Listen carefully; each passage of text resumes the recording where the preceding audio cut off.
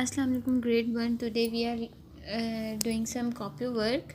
First of all, write here homework and date. Unit 2, lesson 1, topic the body. Question number 1 है what parts of your body do you use for running? आप running के लिए अपने कौन से body parts को use करते हैं? legs and feet. LEGS, legs and feet. Question number 2 है what part of your body do you use for eating? Eating के लिए आप कौन सा बॉडी पार्ट यूज़ करते हैं? आंसर है माउथ एंड हैंड.